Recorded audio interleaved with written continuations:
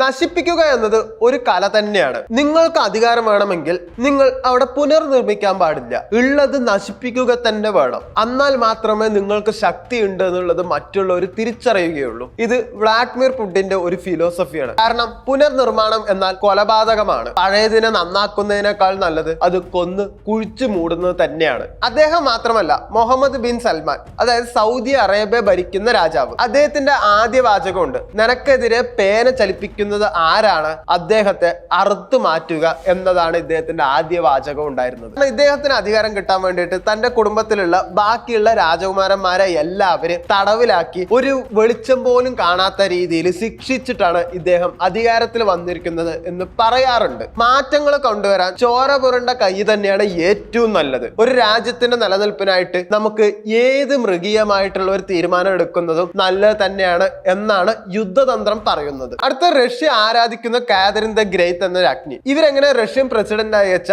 തന്റെ ഭർത്താവിനെ കൊന്നിട്ട് ആ അധികാരം അവർ ഏറ്റെടുക്കുകയാണ് ചെയ്തത്. ബന്ധങ്ങളെക്കാൾ എത്രയോ വലുതാണ് സിംഹാസനം. അധികാരത്തിന് മുമ്പിൽ രക്തബന്ധങ്ങൾക്കോ സ്നേഹത്തിനോ ഒരു സ്ഥാനവും ഇല്ല. ജനാധിപത്യം എന്നത് വെറും ഒരു പുതപ്പ് മാത്രമാണ്. അതിനു മുകളിൽ ഭരിക്കുന്നത് പഴയ കാലത്ത് രക്തദാഹികളായ സ്വച്ഛാധിപതികളുടെ ആത്മാക്കൾ തന്നെയാണ്. നിയമങ്ങൾ ദുർബലർക്കുള്ളതാണ്. കരുത്തൻ അവനവന്റെ നിയമം ഉണ്ടാക്കിയെടുക്കുന്നു. എതിർക്കുന്നവനെ ഇല്ലാതാക്കുക. ഭയത്തെ ഒരു ആരാധനയാക്കി മാറ്റുക.